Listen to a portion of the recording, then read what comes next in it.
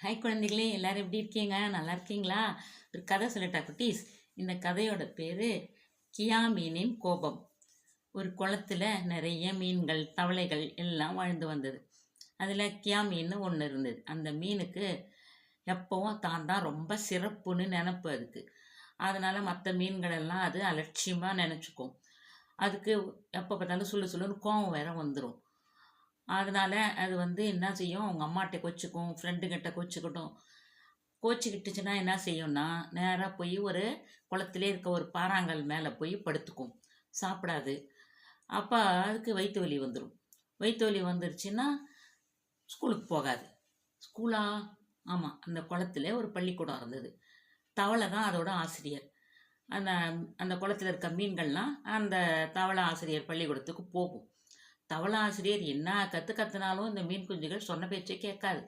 அதுவும் விளையாட்டு பாட வேலை வந்துட்டா போதும், எல்லாம் ஒரே ஓட்டமாக ஓடி குளத்தையே ஒரு வழி பண்ணிட்டு அந்த எங்கேயாவது ஒளிஞ்சு விளையாடுறேன்னு சொல்லிட்டு கண்ட இடத்துலையும் போய் ஒளிஞ்சு விளையாடிக்கிட்டு இருக்கும். பாறாங்கல்லுக்கு அடியில் போய் ஒளிஞ்சிக்கும், எங்கெங்கேயாவது போய் ஒளிஞ்சிக்கிட்டு விளையாடி அட்டகாசம் பண்ணுங்க.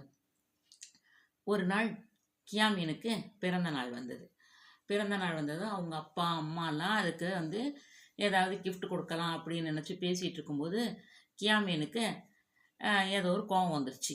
கோவம் வந்துட்டு அது அவங்க அம்மா மீன்கிட்ட வம்பு வளர்த்துருச்சு. உடனே அம்மா மீன் அதை திட்டிருச்சு. திட்டின உடனே இது கோச்சிக்கிட்டு போய் மூஞ்ச தூக்கிக்கிட்டு உட்காந்துருந்துச்சு. அந்த நேரம் பார்த்து அதோட பெரியப்பா மீனும் மாமா மீனும் அவங்க வீட்டுக்கு வந்தாங்க. கியா மீனுக்கு ஹாப்பி பர்த்டே அப்படின்னு சொல்கிறதுக்கு வந்தாங்க. கியா மீன் தான் கோச்சிக்கிட்டு மூஞ்ச தூக்கிக்கிட்டு இருக்க. இவங்க ஹாப்பி பர்த்டே சொன்னதை அது ஏற்றுக்கவே இல்லை. மூஞ்ச திருப்பிக்கிச்சு. கை கொடுக்க வராங்க, கை கொடுக்க மாட்டேங்குது. மீனுக்கு கை என்னன்னு கேட்குறீங்களா? அதோடைய துடுப்புகள் தான். அதை நீட்டுறாங்க, இது இப்படி திருப்பிக்குது, அப்படி திருப்பிக்குது. அவங்க சின்ன குட்டி தானே, அதனால் அவங்க பார்த்து சிரிச்சிட்டு போயிட்டாங்க. அவங்க அம்மா சொல்கிறாங்க அவனுக்கு கோபம் போல் அப்படின்ன உடனே அவங்க பாட்டுக்கு போயிட்டாங்க. போனதும் மறுபடியும் அம்மா மீன் திட்டுது. என்ன பழக்கம் இது? வீட்டுக்கு பெரியவங்க வந்திருக்காங்க, வந்தவங்கள வாங்கன்னு சொல்லணும், வணக்கம் சொல்லணும், அவங்க வாழ்த்து சொன்னால் நன்றி சொல்லணும். அதெல்லாம் விட்டுட்டு அது என்னது மூஞ்ச திருப்பிக்கிறது, கை கொடுக்க வந்தால் கை கொடுக்க மாட்டேன்னு சொல்கிறது அப்படின்னு சொல்லி திட்டு. இரு அவங்க அப்பா வந்ததும் சொல்கிறேன். அவங்க அப்பா வெளியில் போயிருந்தது, வந்தது. அப்போ தான் வந்த உடனே அம்மா மீன் சொல்லிடுச்சு. சொன்னதும் அப்பா மீனுக்கு கோபமாக வந்து போச்சு. அது காதை பிடிச்சி அப்படியே தூக்குச்சு. தூக்கி, என்ன நீ பள்ளிக்கூடத்தில் படிக்கிற, என்ன நாங்கள் சொல்லி கொடுக்குறதையும் மதிக்க மாட்டேங்கிற, யாரையும் மதிக்கிறதில்ல, அப்பப்போ சொல்லுன்னு கோவம் வர்றது, பெரியவங்கள மதிக்கிறதில்ல, இப்படியா நடந்துக்கிறது அப்படின்னு சொல்லி திட்டிட்டு காதை பிடிச்சி தூக்குச்சில தொப்புன்னு போட்டுட்டு வேகமாக போயிடுச்சு. போனோடனே கியாமீனுக்கு ஒரே அழுக.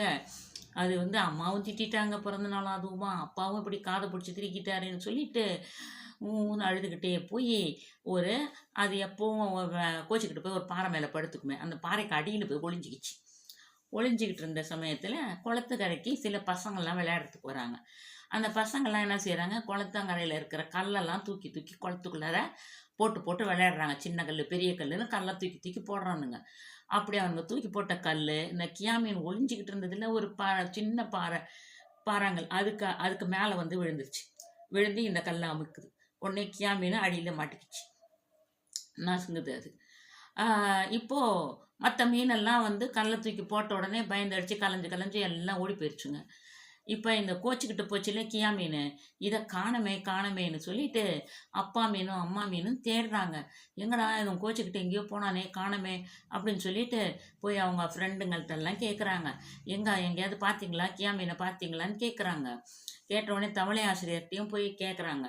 கேட்டவுடனே தவளை ஆசிரியர் சொல்கிறாரு, அவன் போய் எப்பொழுதும் ஒளிஞ்சிக்குவான்ல ஒரு இடம், அந்த இடத்துல போய் தேடி பாருங்க அப்படின்னு சொல்கிறாரு.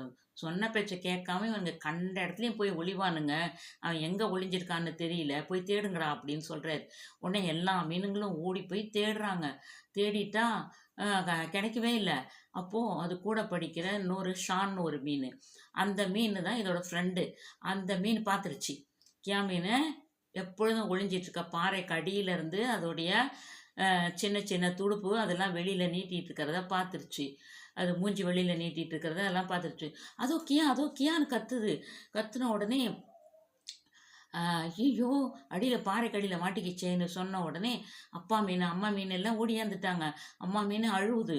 உடனே அந்த குளத்திலே இருக்க பெரிய பெரிய பைல்வான் மீன்லாம் வந்து பெரிய மீன் அதெல்லாம் இந்த கல் மேலே இன்னொரு கல் இருந்ததுல அந்த கல்லை நெட்டி தள்ளி விட்டுருச்சு. தள்ளி விட்டுறதும் அப்பா மீன் பெரியப்பா மீன் மாமா மீன் எல்லாம் வந்ததெல்லாம் இது மாட்டிக்கிட்டு இருந்த கல்லுக்கு அடியில் இருக்க மண்ணை அப்படியே தோண்டி தோண்டி எடுத்துச்சுங்க. இப்போ அந்த பெரிய பைல்வான் மீன்லாம் இந்த பாறையை நெட்டி தூக்கி பிடிக்குதுங்க. தள்ளி தூக்கி பிடிக்கவும் இதுங்க அடியில் மண்ணை தோண்டி தோண்டி 2 பேர் 2 பக்கம் கையை பிடிச்சி அது வெளியில் இழுத்து விட்டுட்டாங்க. எதை கியா மீனை அப்பா மீன் பெரியப்பா மீன் மாமா மீன்லாம் கையை பிடிச்சி வெளியில் இழுத்து விட்டுட்டாங்க. வெளியில் இழுத்து விட்ட உடனே கியா மீன் அப்பா அதுக்கப்போ தான் மூச்சு வருது. உடம்பெல்லாம் கொஞ்சம் நசுங்கி வலிக்குது. உடனே எல்லா மீன்களும் ஏன்னு கத்துறாங்க. கத்துன உடனே கியா மீன் மெதுவாக மூஞ்சை தூக்கி ஆறுன்னு பார்த்தா காலையில் யார்கிட்ட கையை கொடுக்க மாட்டேன்னு மூஞ்சை இப்படி திருப்பிக்கிட்டு போனோமோ அதே பெரியப்பா மீனும் மாமா மீனும் கோச்சிக்கிட்டு வந்த அப்பா மீனும் தான் இப்போ தன்னை காப்பாற்றிருக்காங்க அப்படின்னு தெரிஞ்சிருச்சு. அதுக்கு ஒரே வெக்கமாக போயிடுச்சு. உடனே அது என்னை மன்னிச்சிருங்க, என் கோவத்தால் நான் இந்த மாதிரி எல்லார்கிட்டையும் கோவமாக கொஞ்சம் இதுவாக நடந்துக்கிட்டேன், கடினமாக நடந்துக்கிட்டேன், என்னை மன்னிச்சிருங்க அப்படின்னு சொல்லுது. அதனால தான் நான் பாறைக்கடியில் போய் மாட்டிக்கிட்டேன், இனிமேல் இந்த மாதிரிலாம் நான் கோவப்பட மாட்டேன் அப்படின்னு சொல்லுதான். சொன்ன உடனே பெரியப்பா மீனும் மாமா மீனும் பரவாயில்ல கண்ணா, நீ நல்ல மீனாக திருந்திட்டில்ல, அதுவே போதும். என்றைக்குமே கோபம் நம்மளுக்கும் கஷ்டம் மற்றவங்களுக்கும் கஷ்டத்தை தான் கொடுக்கும். இனிமே எல்லாரோடையும் சந்தோஷமாக இரு அப்படின்னு சொல்லி எல்லாமா சேர்ந்து சந்தோஷமாக நீந்திக்கிட்டு போச்சுங்களாம். அவ்வளோதான் கதை. கதை பிடிச்சிருக்கா? கதை பிடிச்சிருந்தா லைக் பண்ணுங்கள், ஷேர் பண்ணுங்கள். ஒரு கதை சொல்லட்டா குட்டீஸ் அப்படிங்கிற நம்ம சேனலை இது வரைக்கும் சப்ஸ்கிரைப் பண்ணாதவங்க சப்ஸ்கிரைப் பண்ணுங்கள். மீண்டும் அடுத்த கதையில் சந்திப்போமா? பை.